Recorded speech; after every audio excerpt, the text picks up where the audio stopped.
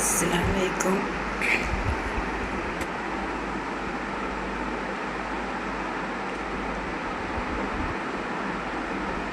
എൻ്റെ കൂട്ടുകാരി ഫാത്തിമ സുധീറിൻ്റെ ഒരു 9 പവൻ സ്വർണം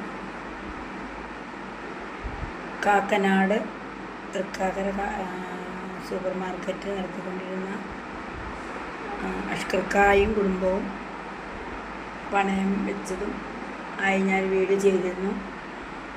പക്ഷേ അവരെ അന്വേഷിച്ചിട്ട് ഞങ്ങൾക്ക് ഇതുവരെ അവരെ കണ്ടെത്താനും ആയിട്ടില്ല. അവർ ഞങ്ങളെ വിളിക്കാമെന്ന് പറഞ്ഞിട്ട് ഇതുവരെ ഞങ്ങളെ വിളിച്ചിട്ടുമില്ല. അതുകൊണ്ടാണ് ഞാൻ വീണ്ടും ഈ വീഡിയോ ചെയ്യുന്നത്.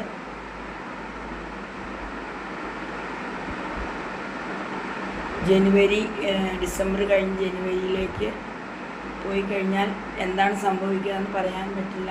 അതായത് ഫാത്തിമ എൻ്റെ അടുത്ത് അവൾ ഇനി ജീവിച്ചിരിക്കില്ല. കാരണം അവളെ അതുപോലെ നാട്ടുകാരും വീട്ടുകാരും എല്ലാവരും കുറ്റപ്പെടുത്തുന്നു എന്നുള്ളൊരു എന്തായിട്ട് എനിക്ക് എന്നെ വിളിച്ചെപ്പോഴും പറഞ്ഞുകൊണ്ടിരിക്കുന്നു. വല്ലാത്തൊരു മാനസികാവസ്ഥയിലാണല്ലോ. പക്ഷെ അവളിത് എന്തിനു ചെയ്തു, അവൾ എന്തിനാണ് ഇതെല്ലാം കൊടുത്തതെന്ന് ഇപ്പോഴും എനിക്ക് മനസ്സിലാകാത്തൊരു കാര്യമാണ്. എന്നോട് ഒരു വാക്കെങ്കിലുമൊക്കെ ചോദിക്കായിരുന്നു. ഈ പറഞ്ഞ ആൾക്കാർ നമ്മൾ എല്ലാവരും ഒരു കൂട്ടായ്മയിൽ നിന്നാണ് അവർക്ക് പൈസ, അതായത് ഗൾഫ് പ്രവാസികളും ഞങ്ങളെല്ലാവരും കൂടിയിട്ട് അവരുടെ ഒരു ജപ്തി ഒഴിവാക്കി കൊടുക്കാൻ, ഒരു കുടുംബം ആത്മഹത്യയിൽ നിന്ന് രക്ഷപ്പെടാൻ വേണ്ടിയിട്ട് അവർ വിഷവും കൈ പിടിച്ചുകൊണ്ടിരിക്കുന്നൊരു അവസ്ഥയിൽ അവരുടെ ജപ്തി ഒഴിവാകാൻ വേണ്ടിയിട്ടാണ് നമ്മളെ അവർ സഹായിക്കാം നമുക്ക് എന്നൊരു ധാരണയിൽ ഞങ്ങൾ കുറച്ച് പേര് എത്തിയത്. കാരണം 23 വയസ്സ് മാത്രം പ്രായമായ മോൻ, 17 വയസ്സും മാത്രം, അങ്ങനെ 2 ആൺകുട്ടികൾ, അവരുടെ 4.5 കോടി രൂപ വരുന്ന ഫ്ലാറ്റ് അതായത് ജപ്തിയിലേക്ക് പോകുന്നു. അവർ ആത്മഹത്യയുടെ വക്കിലാണ്. വിഷവും മേടിച്ച് കൈ പിടിച്ചുകൊണ്ടാണ് നടക്കുന്നത്. അയക്കാക്ക് അഷ്കർക്ക എന്ന് പറഞ്ഞ അറ്റാക്കിൻ്റെ ഒരവസ്ഥയിലെ കാര്യങ്ങൾ റാഫീത്ത അല്ലാത്തൊരു മാനസികാവസ്ഥയിൽ അങ്ങനെയൊക്കെ ആയപ്പോൾ നമ്മളത് അവരുടെ മാനസികാവസ്ഥ കണ്ട് നമ്മളെ സഹായിച്ചതാണ്. നമ്മൾ കുറേ വർഷം ഞങ്ങൾ 10-29 പേരുണ്ടായിരുന്നു. അള്ളാഹുവിൻ്റെ കുതിരത്ത് കൊണ്ട് അവരുടെ ജപ്തി ഒഴിവായി കിട്ടി. അതിൻ്റെ ഇടയിലാണ് ഈ ഫാത്തിമ സുധീർ എന്ന് പറഞ്ഞ എൻ്റെ കൂട്ടുകാരി ഞാൻ പാത്തു എന്ന് വിളിക്കുന്ന പാത്തു കയറി വരികയും അവളോട് റാഫീത്ത കരഞ്ഞ് അവരുടെ കാര്യങ്ങൾ പറയുകയും അങ്ങനെ ഇവളി സ്വർണങ്ങൾ കൊടുക്കുകയും ചെയ്തത്. പക്ഷേ 45 ദിവസത്തിനുള്ളിൽ അവൾക്കത് തിരിച്ചു കൊടുക്കാമെന്ന് പറഞ്ഞു എന്നാണ് പറഞ്ഞത്. ആദ്യം കൊടുത്തപ്പോൾ ഞാൻ അവളോട് പറഞ്ഞു. പക്ഷേ എന്താണ് സംഭവിച്ചതെന്നറിയില്ല. കാതിൽ കിടന്ന കമ്മൽ വരെ അവൾ കൊടുത്തു. അവൾ പാത്രം കഴുകിയും ഒരേ വീട്ടുവേല ചെയ്തും ഒരു 13-14 വയസ്സായൊരു പെൺകുട്ടിയുണ്ട്, ഒരു ആൺകുട്ടിയുണ്ട്. ആ മോൾക്ക് വേണ്ടിയിട്ട് ഉണ്ടാക്കിയിട്ട മുതലായിരുന്നു. റാഫീത്ത ഒരിക്കലും ഗതി പിടിക്കില്ല. അതിൻ്റെ ഇടയിലാണ് ഹാഷിം എന്ന് പറയുന്ന ഒരു നീചനായ, അങ്ങനെയാണ് അവനെപ്പറ്റി പറയാൻ പറ്റുള്ളൂ. കാരണം അവൻ കയറി വന്നിട്ട് ഫാത്തിമാനെ വിളിച്ചിട്ട് പറഞ്ഞു, എന്നാണ് പറയുന്നത്, ഷക്കീലായിട്ട് എന്താ ബന്ധം അറിഞ്ഞു കഴിഞ്ഞപ്പോൾ എന്നെ അൽത്താഫ് വിളിച്ചിട്ട് പറഞ്ഞു, ഇത്താ എല്ലാം കൈവിട്ട് പോയി, ഷക്കീൽത്ത എന്താ ചെയ്യണമെന്നറിയില്ല എന്ന് പറഞ്ഞു. അപ്പം ഞാൻ പറഞ്ഞു, ഞാൻ ഹോസ്പിറ്റലിൽ മോളുടെ കുട്ടിയോട് അഡ്മിറ്റാണ്. അപ്പോൾ ആ കുട്ടിയോട് പറഞ്ഞു വാപ്സിക്ക് അറ്റാക്ക് ഉണ്ടായി, ഞങ്ങൾ രാജഗിരിയിലാണെന്ന് ആ കുട്ടിയും പറഞ്ഞു. അങ്ങനെ ഫോൺ വെച്ചതാണ്. പിന്നെ ആ കുട്ടി എന്നെ വിളിച്ചിട്ടില്ല. ഞാൻ വിളിക്കാൻ നോക്കിയിട്ട് കിട്ടുന്നുണ്ടായിരുന്നില്ല. ഇവൻ ഹാഷിം എന്ന് പറയുന്നവൻ 20 ലക്ഷം രൂപയുടെ വീഡിയോ ചെയ്തിട്ട് ഒരു ഉമ്മയുടെ മോളുടെ ക്യാൻസർ രോഗിയുടെ പൈസ അവൻ്റെ വൈഫിൻ്റെ അക്കൗണ്ടിലേക്ക് ഇട്ട് അവനത് ലാസ്റ്റ് എല്ലാവരും പിടിച്ച് കോടതി വഴി അവന് കേസായി. അവൻ സോഷ്യൽ മീഡിയയിൽ വന്ന് പരസ്യമായിട്ട് മാപ്പ് പറഞ്ഞു.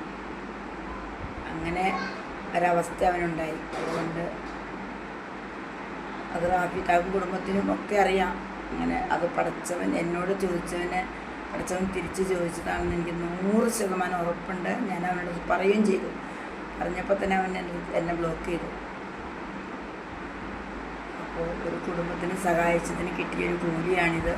പക്ഷെ എൻ്റെ പാത്തുവിന് ഇതിൻ്റെ പേരിൽ എന്ത് സംഭവിച്ചാലും അത് ഞാനും ഏറ്റെടുക്കുന്നു. കാരണം ഞാൻ പറഞ്ഞിട്ടല്ല കൊടുത്തത്. എങ്കിലും അവളിൽ നിന്ന് ഉരുകി തീരുന്നതിൻ്റെ കൂടി കാരണം എനിക്കും കൂടി ആയിട്ട് ആണെന്ന് എൻ്റെ മനസ്സാക്ഷി എന്നെ എപ്പോഴും ഓർമ്മപ്പെടുത്തിക്കൊണ്ടിരിക്കുന്നു. അതുകൊണ്ട് റാഷിദായും കുടുംബവും റാഷിദാക്ക് വേണ്ടപ്പെട്ടവരും ഇത് കാണുന്നുണ്ടെന്ന് എനിക്കറിയാം. പക്ഷെ ആരും പ്രതികരിക്കുന്നില്ല. അതുകൊണ്ട് എത്രയും പെട്ടെന്ന് ഞങ്ങൾ കാക്കനാട് എത്തുന്നതായിരിക്കും. പെറ്റീഷൻ മൂവ് ചെയ്യുന്നതായിരിക്കും. ഇനി അതിനൊരു മാറ്റമില്ല. അത് കഴിഞ്ഞതിന് ശേഷം എന്താണെങ്കിലും ഇത് കിട്ടാനുള്ള നടപടികളിലേക്ക് ഞങ്ങൾ തിരിച്ചു പോകുന്നതായിരിക്കും. ഞാനിതിനകത്ത് നിന്ന് കഴിഞ്ഞാൽ എങ്ങനെയായാലും ഇത് തിരിച്ച് ഞാൻ അറിഞ്ഞു കഴിഞ്ഞാൽ തിരിച്ച് സാധനം ചോദിക്കും എന്നുള്ളൊരു ഇതിലേക്കാണ് തോന്നുന്നു കാര്യങ്ങൾ എത്തിയത്. അപ്പോൾ അവൻ വിളിച്ചിട്ട് ഷക്കീലായിട്ട് നിങ്ങൾക്ക് എന്താണ് ബന്ധം, എന്നെ അവൻ വിളിച്ചിട്ട് നിങ്ങൾക്ക് ഫാത്തിമയായിട്ട് എന്താണ് ബന്ധം, ഫാത്തിമയുടെ സ്വർണം തരാൻ പറയാൻ നിങ്ങൾക്ക് എന്താണ് അവകാശം, അവർ തന്ന അങ്ങനെ ഒരുപാട് കാര്യങ്ങൾ അവൻ എന്നെയും പറഞ്ഞു. പക്ഷേ 90 ദിവസം തികഞ്ഞതിന് മുമ്പ് അവന് കിട്ടി. അവൻ ഫേസ്ബുക്കിൽ വന്ന് സോഷ്യൽ മീഡിയ വഴി എല്ലാ ജനങ്ങളും കാണുക അവന് മാപ്പ് പറയേണ്ട ഒരവസ്ഥ വന്നു. അത് അള്ളാഹു കൊടുത്തതാണ്. അല്ലാതെ ഞങ്ങളാരും ഒന്നും അവനോട് തിരിച്ചു ചോദിച്ചിട്ടില്ല.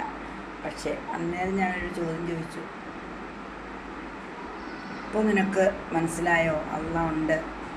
അവൻ കൊല്ലത്തുള്ളവനാണ്, കൊട്ടിയങ്കാരനാണ്. അവർ ഈ റാഫിത്താനെ സഹായിക്കാമെന്ന് പറഞ്ഞുകൊണ്ട് വീഡിയോസ് ചെയ്യാമെന്ന് പറഞ്ഞ് കയറി വന്നതാണെന്ന് പറയുന്നു.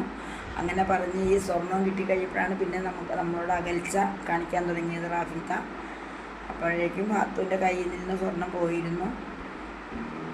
അപ്പോഴാണ് ഞാൻ എന്നോട് പറഞ്ഞപ്പോൾ പിന്നെ എനിക്കൊന്നും ചെയ്തിട്ട് കാര്യമില്ലല്ലോ. അപ്പം ഞാൻ ഇവരെ വിളിച്ച് ചോദിച്ചപ്പോഴാണ് ഫാത്തിമ എനിക്ക് തന്നതല്ലേ പിന്നെ എന്ന്. അപ്പോൾ റാഷിദ അപ്പോൾ ഒരു വീഡിയോസ് ഇറക്കിയിട്ട് പറഞ്ഞു ഷക്കീലാക്ക് ഇതിനകത്ത് ബന്ധമൊന്നുമില്ല, ഫാത്തിമ തന്നതാണ്, ഷക്കീലയുടെ കൂട്ടുകാരിയായിരുന്നു ഫാത്തിമ. അപ്പം ഞാൻ പരിചയപ്പെട്ടപ്പോൾ ഞാൻ ചോദിച്ചപ്പോൾ എനിക്ക് തന്നതാണെന്ന് പറഞ്ഞ് വീഡിയോ ഉണ്ടായിരുന്നു. അതും എൻ്റെ കയ്യിലിപ്പോൾ ഉണ്ട്. പക്ഷേ ഇനി ഞാൻ ഫാത്തിമയെ കൊണ്ട് വീഡിയോസ് ചെയ്യിപ്പിക്കും, ഉറപ്പാണ്. ഫാത്തു ചെയ്തിരിക്കും. ഹാഷിമ നീ ഓർത്തോ, നീ ഒരു കുടുംബം കലക്കിയിട്ട് നീ പോയി വിജയിച്ചൊന്നുമില്ലല്ലോ. അവനുണ്ടല്ലോ ഈ ഹാഷിമെന്ന് പറയുന്നവൻ, അവൻ ആട്ടും തോലണിഞ്ഞൊരു ചെന്നായി ആയിരുന്നു എന്ന് റാഫിത്തായും കുടുംബവും